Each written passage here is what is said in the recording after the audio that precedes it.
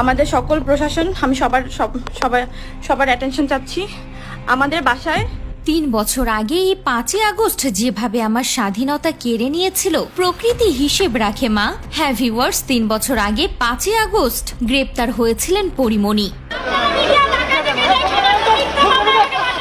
তখন হাসিনাকে মা বলে সম্বোধন করেও রেহাই পাননি। আর ঠিক এই 5ই আগস্ট প্রধানমন্ত্রীকে পদত্যাগ করতে হলো। তাই তো এবার প্রধানমন্ত্রীকে নিয়ে এমনই পোস্ট করলেন পরিমণি। ঠিক 3 বছর আগের কথা, 2021 সালে 4ই আগস্ট পরিমণিকে গ্রেপ্তার করেছিল র্যাপিড অ্যাকশন ব্যাটালিয়ন র্যাব। পরদিন তার বিরুদ্ধে বনানী থানায় মাদক মামলা করা হয়। গ্রেপ্তারের দিন লাইভে শেখ হাসিনাকে মা বলে সম্বোধন করেও রেহাই পাননি এই নায়িকা।